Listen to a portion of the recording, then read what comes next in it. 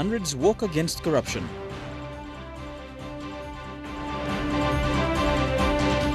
Candidate focuses on youth unemployment. And Mermaids outclass Telstars in Pom Netball. This is National EMTV News with Merba Tulo. A very good evening. Thank you for joining us for Sunday's news. Over 130 organizations, including schools, have participated in the 11th Sir Anthony Siaguru Walk Against Corruption in Port Moresby this morning. This was Transparency International's major fundraising event, purposely to create awareness about corruption. It also provides an opportunity for Papua New Guineans to peacefully campaign against corruption in the country. Eric Harupma reports. Corruption is a global issue that many countries around the world have been faced with. Relevant state agencies and non-governmental organizations and institutions are taking a bold stance to address. Transparency International Papua New Guinea, together with Institute of National Affairs, have been vocal about this issue. And investigations and prosecution of corrupt leaders by Ombudsman Commission and Fraud Squad is a way forward to end corruption in the country. And when people have been accused by commissions of inquiry or by other public statements of involvement in activities which look criminal and certainly need to be investigated, and are not getting investigated, we surely don't need them back in Parliament, and we would ask voters to think through carefully before you make a choice for somebody who already has a reputation for stealing. TA's PNG Walk Against Corruption in Port Moresby this morning saw over 130 participants from corporate organizations, civil societies, small-medium enterprise, family teams and schools. Eradicate corruption! Educate to eradicate corruption! Participants wore uniforms, held banners, walked from Sir John Guy's Stadium through to Sir John Guy's Drive towards the Cameron Road and returned to the stadium, raising approximately 133,900 kina. This is TAPNG's 11th major fundraising event in the country, purposely to create awareness about corruption, provides an opportunity for people to peacefully demonstrate against corruption and raise funds for TAPNG. Meanwhile, people need to take strong action to fight corruption and for government to practice good governance. We need good, clean, honest people to return Papua New Guinea to the path it needs to be on, a land free of corruption. Eric Harupma, National EMTV News. A candidate contesting the NCD regional seat says the unemployment of youth in the city has not been addressed constructively. James Melegepa told MTV News there is no point implementing the free education policy if at the end a large number of youth remain unemployed. Melegepa says if he wins this election, a national employment policy will be created for NCD to target the large number of school dropouts. In an interview with MTV News, the NCD regional candidate spoke highly of reviewing current policies implemented by the PACOP-led government. Melegepa says some policies are worthwhile but needs review. He says youths must be guaranteed full-time employment and not just grass-cutting projects. We really need to help them and to the point of getting full employment so that they can also be productive members of the community and so on. Mr. Melegepa has lived in Port Moresby since 1974 and has seen the city grow from strength to strength. He says youth unemployment has risen with many still left on the streets. Melegepa says the issue has been taken lightly by successive governments and a national youth employment policy is one of his big plans for contesting the 2017 national elections. Now, those things in terms of employment and something is not just for NCD governor or anybody to address. It's a big issue, but the national government will have to take on and fundamentally have something along a national employment policy. Melegepa says his focus is to ensure the development of the city does not progress at the cost of social dislocation, marginalization and misery for majority of its residents. It's very, very important that when you're talking about a heavy policy on free education and all that stuff, at the same time been very mindful that after 15 years or so, these kids will come out having expectations on employment and so on, and you have not prepared the economy for them to absorb into the labor market and so on. So those are things that our government have to be very serious about. The former defense secretary is contesting for the third time after living for almost more than 40 years in NCD. Jaglapava Junior National, EMTV News. Meanwhile, Mr. Melegepa expressed disappointment over candidates using land title promises to win votes. Melegepa says the PNG Electoral Commission and relevant authorities must address this as it is not right. He says only the Lands Department can issue land titles and not any serving MP or governor. It is very sad indeed when you find that there are candidates who are now going around and literally threatening people to get vote. That's very serious.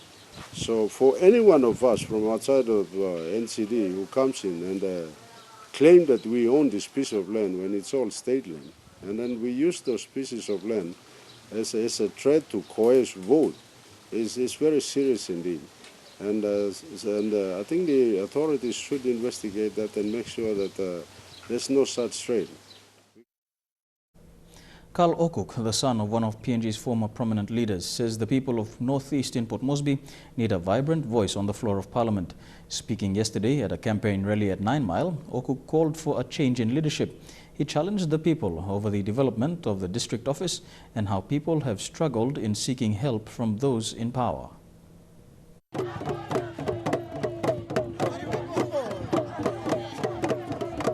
Just like his father, the late Yambaki Hokuk, Carl Okuk is no different. He is campaigning for a change in leadership for the Northeast seat in Port Moresby. The young Okuk says for the past 5 years, communities in Northeast have struggled for a voice on the floor of Parliament. Mouse pass man outside me talking, I'm going to say mouse pass inside la. 5 years you plan about me going like debate inside the Parliament House. The Northeast. Huh? No one will talk about the development of Northeast, come on. District development plan to go disappear after 2 months. People are going to ask him the piney man. No one will copy available. Rallies after rallies in and out of Northeast communities, Okuk says all communities have expressed similar development challenges. Access to proper health facilities is at the forefront of most agendas. All the problem on people from them same similar. I'm not worried about beginning of school blood.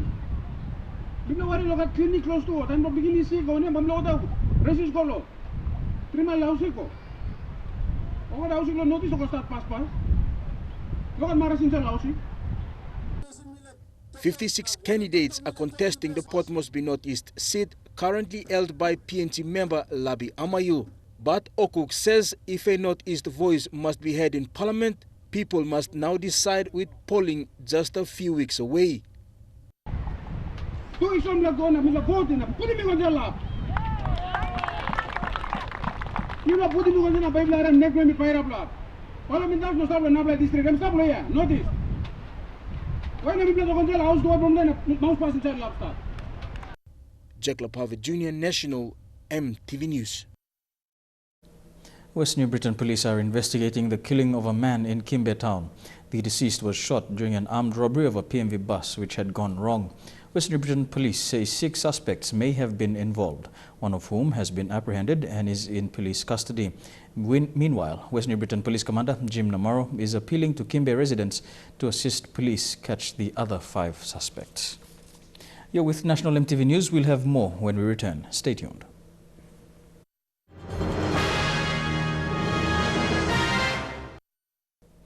Welcome back to the news. Correctional Service is making preparations to open the Misima Rural Lockup in Milne Bay Province. The correctional facility is funded by the Samarai Murua District Administration. Construction work began in 2015 and CS is planning to open the facility towards the end of this month. It will be the second CS facility in Milne Bay Province and is expected to minimize overcrowding at the Gili Gili Correctional Facility. Lucy Singh, who is a frequent seasonal worker in Australia, has launched an association to enable Papua New Guineans to travel to either Australia or New Zealand to work on farms. The association plans to send 20,000 Papua New Guineans in a year. Singh believes it would help not only the individual but the country as a whole. The Seasonal Workers Association was launched recently. The association, that is seated by 3 women, the president Lucy Singh, whose vision is to allow every Papua New Guinean who is out of a job to travel to Australia and New Zealand to work on commercial farms. I see people just sitting down and begging on the street. We want every Papua New Guinean people to get on the ground and work. Singh, who has travelled 4 times, has been able to build a home for her family. She believes the money earned working on farms will have a tremendous effect, not only on individuals, but the country as a whole. Like Lighthouse. So when they go and work down in Australia, why not they can come back and buy themselves a generator while the government is not providing the service? This PNG Seasonal Workers Association is standing to boost the economy of Papua New Guinea. Go and work down in Australia, bring back the money here. It's not them to go and stay down there, play around. No. They're going to go and work down there, bring the money back to the country. The Life in the Spirit Church will be working along with the new association. Invited guest and founder of Life in the Spirit Church, Pastor David D, also reiterated how beneficial the association would be. Giving a family 30,000 kina for 3 months would not only do good to their family, but would boost the economy of this nation. He also was confident the association, who will be closely monitoring individuals that are sent, will put trust into farmers and the 2 governments to continue to allow Papua New Guineans to work in their country. So by having this one, you can monitor that those people that go, screen them properly, set conditions for them, and code of ethics, supervise them properly. We said we have to monitor them all, make sure they behave, so that we can win the hearts of the farmers in Australia. And in doing so, we will put a wanting in them to recruit more from PNG. Adelaide Xerox, Kari National, MTV News. Environment Day will be celebrated throughout the world tomorrow. In Port Moresby, the Nature Park held a family day, marking the event yesterday. Though a fun day for children, it highlighted the more serious issues of climate change. The issues of climate change and global warming are affecting the planet. The threats continue to be discussed in the United Nations General Assembly. At Nature Park, PNG's next generation was shown eco-friendly devices that could help protect the environment. PNG Power was one of many corporate organizations at the event to educate families about the importance of energy saving. Residents at Koki in Port Moresby recently attended a small but significant occasion to embrace a learning institution. The celebration marked 13 years of operation for the Koki Elementary School. The school enrolls nearly 300 children in the area. Proud parents, teachers and stakeholders joined current students to celebrate this achievement. Recently, the school was supported by sitting Moresby South MP Jasin Chechenko and Governor Poas Pakop. In the past 10 years, the school has produced over 5,000 elementary students to primary schools in Moresby South. Culturally, the Riwo people of Madang share something similar to the Fijians, the Ni Vanuatu, and other cover-drinking nations of the Pacific. Cognac, as they call it, is an integral part of cultural ceremonies, although the mix is somewhat stronger than that made by our Pacific neighbors. In Madang, an industry has developed around the cognac. The roots of the plants have become a money earner for those who grow it. Those who produce it sell it to consumers who drink it outside of cultural ceremonies. After pounding the roots, the water is added to draw the potent muddy solution that gives the drinker a high. There are also concerns the crop is being abused like alcohol. Here with National MTV News, we'll have more after these messages. Stay tuned.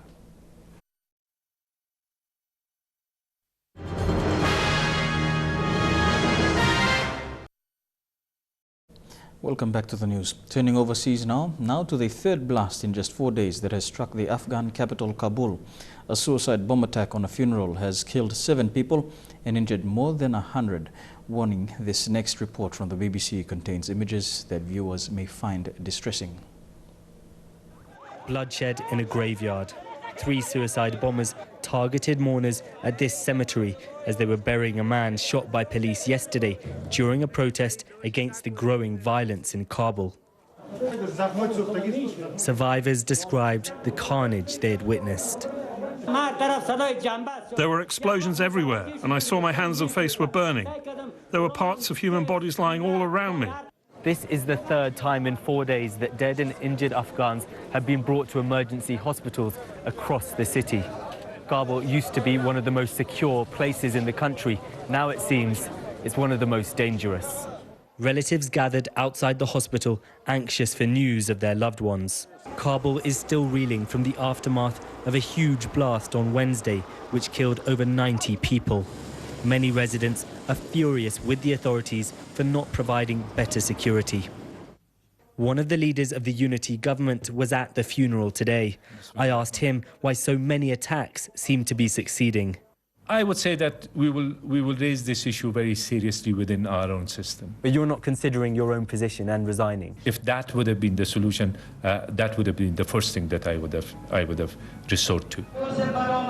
There's real anger here at the rising tide of violence, but it seems no one, not the government and not the international community, knows how to stop it.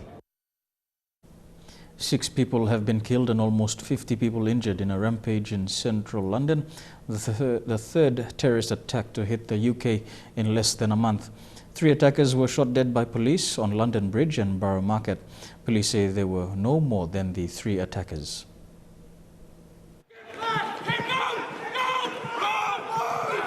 Coordinated terror attacks unfold in central London. Someone just got stabbed outside London Bridge. Gunshots going off and everything. Oh, is there loads of police coming now? 2 armed marked police behind the X5, black X5. No, get back. 3 shots.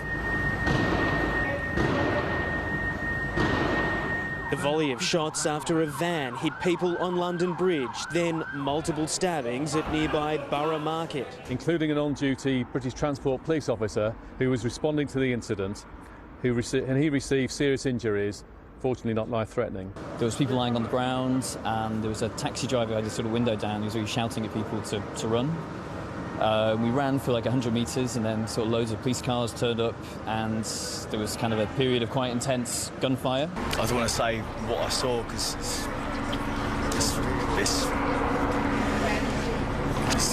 it's pretty awful what I saw. This busy part of London was packed with residents and tourists, many of them in restaurants and bars, suddenly running in their hundreds to where they hoped they would be safe. The confusion and distress clear. There was tremendous gunfire which started. I thought at first it was fireworks, but then I recognised it was significant gunfire. Some were ordered to stay where they were. This video shows the panic as police tell people to get down inside a pub.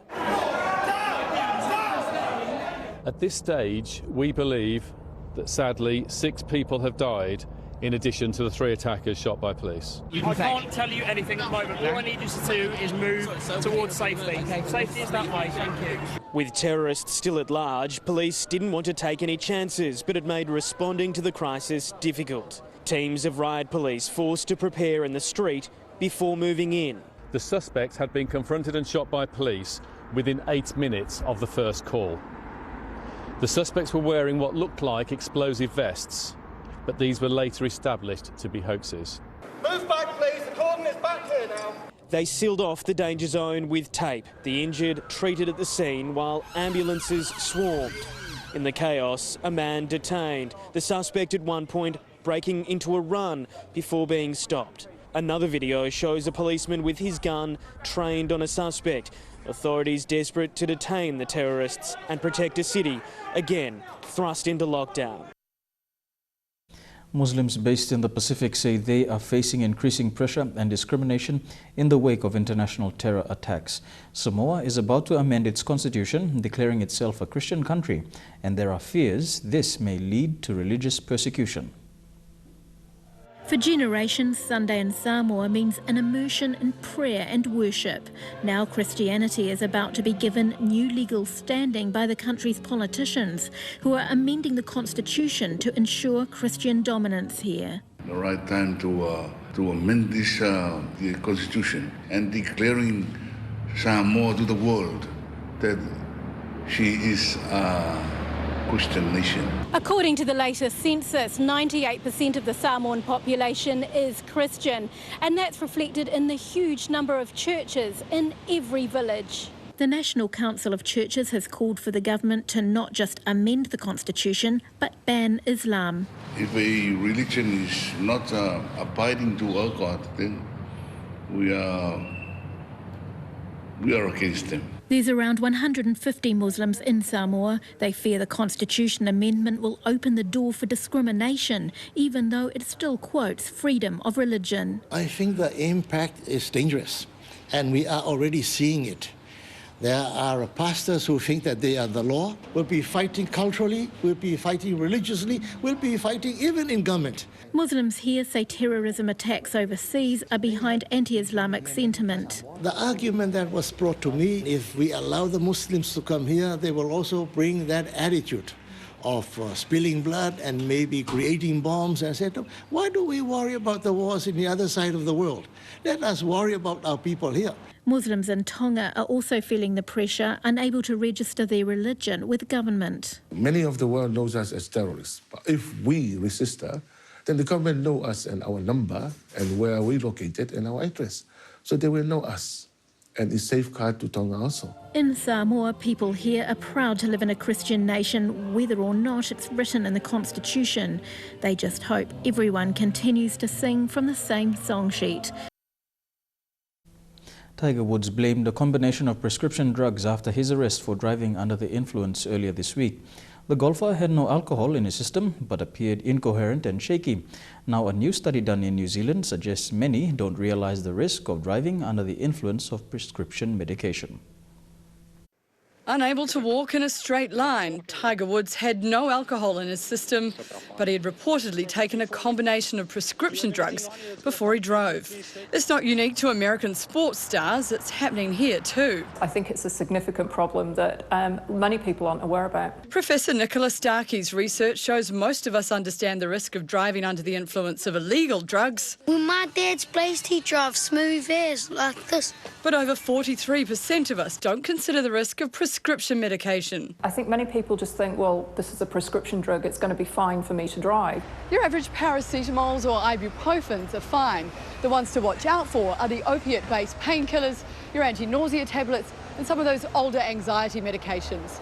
Taken on their own, they can cause problems, but as a combination, they're even more problematic. Taken with any amount of alcohol, though, and the risk of impairment rises again. The combination can actually just make things a lot worse. Prescription drugs do come with warnings, but many don't understand or ignore them. This warning says don't operate heavy machinery. What does heavy machinery mean to you? Like diggers. Bulldozers, manufacturing machinery. Power machinery, power tools. What about your car? Can be dangerous. It doesn't feel like a big machine, but thinking about it actually really is. Nicola says it's likely to be a growing problem in New Zealand. As our population ages, we're going to get more and more people who are taking combinations of drugs that have been prescribed and who are going to be driving on the roads. She says if you're taking prescription meds and you're unsure, it's that usual advice. Ask your doctor or your pharmacist.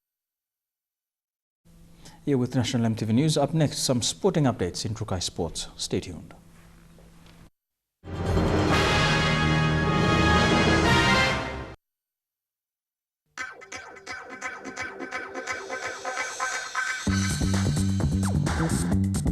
Trukai Sports.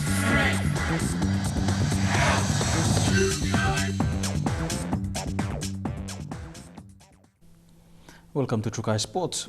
To netball, the Snacks Mermaids were on fire in the Port Moresby netball competition, outclassing Telstars by 31 points. Backed by a small, vocal crowd, the Mermaids survived the early Telstars attack. Watched by injured club captain Kila Leka and team captain Nancy Kapi, the Mermaids would be heading into this encounter with a makeshift centre court. As a result, it took the women in purple a while to settle in. Both Andrews sisters, Raiden and Isabel, with Caroline Kanapoti in goal. Under early pressure and the experience of Albertine Kabaru, Telstars would take the lead as the young Mermaids settled in slowly. But as the match began to warm up, an injury to Eloise Velle would place more pressure on the Mermaids. Despite that, the first quarter would end with the purple side in front. And while it was a tight affair in the second, the Mermaids would capitalize on a strong defensive structure to surge to a 25-19 score by half-time. As the match wore on, the dominance by the Mermaids began to take its toll on Telstars, who struggled horrendously, only posting 40 more points throughout the second stage of the match. The final score, a massive 62 points to 33 scoreline in favor of the Mermaids. Mermaid stand-in skipper Jeppe Tulapi was ecstatic. Yeah, I think our game, what we were trying to achieve is to consistency, just keep it in that pace. To the next game, we want to keep it the next level, like score more as much as we can, yeah. For experienced Telstars coach Vetu Diro, it was back to the drawing board. It was 8-12, so we held them there. And then in the third quarter, the experience started to, move in, and the young girls just couldn't keep up with the pace. Jeremy Moggy, National TV Sports. The Morobe Karate Association will be hosting its provincial championships on the Queen's birthday weekend from the 11th to the 12th of June. The event will involve more than 100 participants from various karate styles. Teams are expected to travel in from the Highlands, Bougainville and other clubs in Morobe. One of the major draw cards will be the full contact and point contact competitions. Timothy Mako, who was a nominee for the SP Sports Awards, says he is privileged to be recognized for his community initiative in the Highlands. Moka's involvement with basketball and teaching the code in the region was described as an accomplishment by Basketball PNG CEO Joel Kalu. Teaching basketball as an ambassador in the region, Timothy Mako was nominated by PNG Olympics Committee for SP Sports Awards for his obligation in teaching the sport to the children in the Highlands. Speaking to MTV Sports yesterday, Timothy says it is his passion for the sport that made him want to create a program through Basketball PNG to pass skills and knowledge of the code to the children. But the humble Timothy Mako was honoured, saying being recognised for his community initiative was overwhelming to know. Coming to the SP Award for the first time in quite a long period of time. I also thank the PNG Olympic Committee for the recognition, for the arrangement, and it's really awesome for me to come. Yeah. Mako says he will continue to carry out basketball programs in the Highlands region and has big plans to involve as many children as possible. I have own plans to actually develop further into the districts of Southern Islands, and also last year we went to Hela Province, Haich, with Federation and Olympic Committee, and hopefully this year we are looking forward to do more development work for basketball in the region. Acknowledging his work was Basketball PNG CEO Joel Kalu, saying Timothy's creativity in the community will be supported so that Basketball PNG can also engage more young people from the Highlands in their development programs. Being a finalist in the National Performance of the Year, his scope of work takes him throughout a massive region, and it's all about development from the grassroots all the way to association elite levels. So obviously been doing it for a long time, has done some work with building associations, and I know from wearing a coaching hat, wearing a board member hat, wearing a referee hat, so he's done a whole lot of different roles. And that's what we as a federation are all about, is our volunteers going above and beyond, and Timothy's a great example of that. Godwin Eki, National, MTV Sports. Don Bosco Technical Institute in Port Moresby celebrated the remembrance of the patron saint Dominic Savio, who passed away 15 years ago.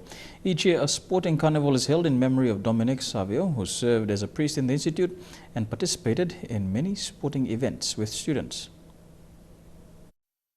Teams came in their house colours to play and have fun in remembering Saint Dominic Savio, who devoted his time playing sports with students and his services to Don Bosco Technical Institute.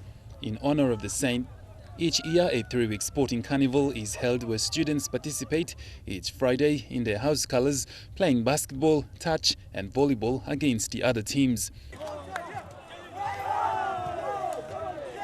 Not only were the games held in Port Moresby last Friday, but other Don Bosco institutions also participated by organising their own sporting event to remember the saint. Current students say Saint Savio will always be remembered as their patron saint in one way or another, but sports was what kept him together with the students, and his sweet persona will never be forgotten by those that knew Saint Savio.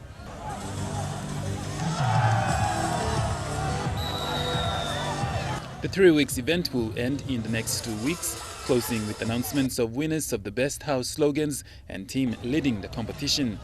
Godwin Eki, National, EMTV Sports. Trukai Sports continues after these messages. Stay tuned.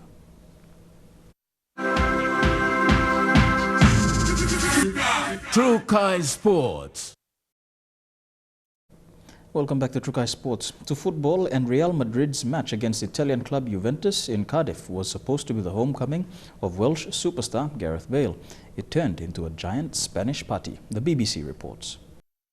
Still on Real Madrid's win, football's living legend Cristiano Ronaldo struck twice as Real became the first team to successfully defend their European title in the Champions League era with a 4-1 win over Juventus. Real Madrid's win marks their third triumph in 4 years. Real Madrid, who now have a record 12 European Cup wins, took the lead through a Cristiano Ronaldo goal in the 20th minute. Juventus hit back a mere 7 minutes later with an incredible goal. The Spanish champions took charge after the break, however restoring their lead through a deflected long-range shot from Brazilian Casemiro. In the 61st minute, before Portugal forward Ronaldo struck again from close range to score his 600th goal for club and country. In the final minute of normal time, substitute Marco Asensio added a fourth after some poor defending from the Italians. Meanwhile, hundreds of Juventus soccer fans watching the Champions League final in one of Turin's main square were injured when loud bangs created a panic and mayhem.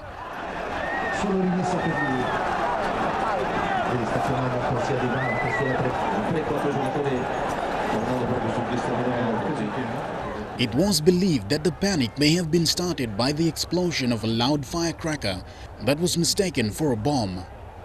Shane Saroya, National, EMTV Sports. To Super Rugby, the Chiefs and Hurricanes both posted important victories. The Chiefs' attack stood out against the Waratahs in Hamilton, while in Western Australia, the Canes beat the Force. It didn't take long before the Barrett-Laumapi show opened in Perth. Barrett in the open. He's got Laumapi going for the line, and Laumapi scores. It's hard to forget his name after 14 tries this season. The Canes aren't all flash. The team with the best defensive record last year is moving towards that title again. The Force had more carries and clean breaks, but the Canes made 130 tackles, only missing 4. Bodie Barrett take a bow. After a stalemate first half, cue a black and gold blitz in the second. Puts it on the toe, and Arseau's after it. Arseau cleans it up. Vince Arseau giving the Canes breathing room, scoring his 14th of the season off an audacious outside-of-the-boot kick from TJ Perenara. Arseau's midfield mate Nani Laumapi then barged closer to the try-scoring record. Here's Laumapi for his second. What should please the Canes and All Blacks even more, the earlier run from Nehi Milner-Skudder off the bench, his first action in 3 months. Laumapi and Arseau have scored more tries combined, 28, than the whole Force team put together, 14 each, one off the super record. A downside for the Canes, who won 34-12, Beauden Barrett hobbled off after a goal kick and looked in discomfort. Hooker Ricky Riccatelli was knocked out courtesy of a head high, adding to Dane Cole's current issues. We know we can score points. If we can limit teams scoring on us, it makes it easier for us to get results. So we'll take a lot from that. The Canes now gear up for their crucial one-off game with the Chiefs next Friday in Wellington. For the time being, the entertaining defenders have returned. And that ends Trukai Sports. Up next, the weather details for the next 24 hours. Trukai Sports.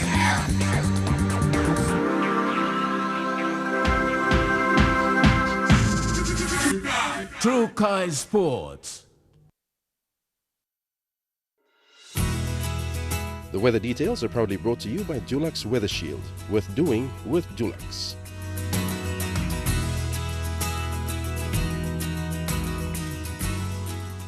Here's a look at the weather forecast for tonight and tomorrow in the southern region. Port Moresby and Daru, fine, becoming cloudy.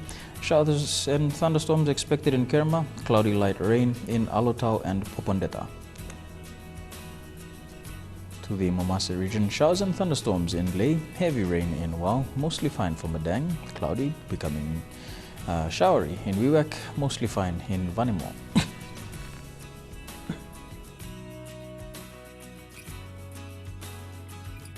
To the New Guinea Islands region, Lorengau mostly fine. Fine weather in Kavieng, partly cloudy in Kokopo and Rabaul, cloudy with some showers for Kimbe and Boka.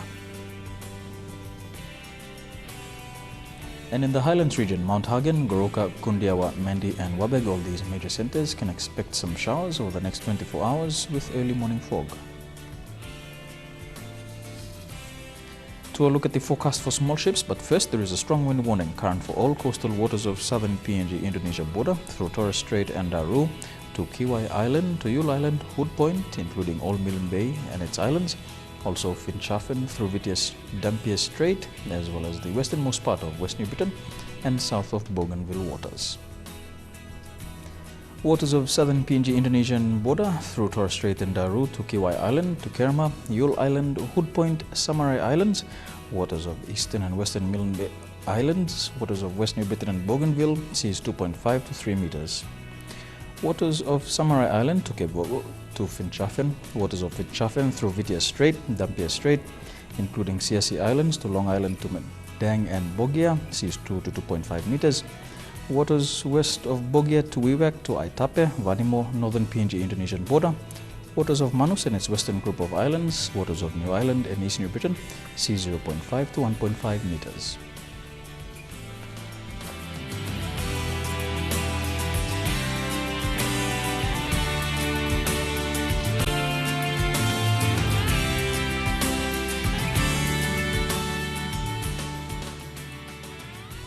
And a look at the ocean forecast. Coral Sea, sea is rough to very rough with southeasterly winds at 25 to 34 knots.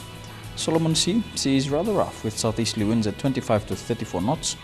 Bismarck Sea, sea is rather rough with southeasterly winds at 25 to 34 knots, increasing to 34 knots at times. And the Pacific Ocean, sea is smooth to slight with northeasterly winds at 5 to 10 knots.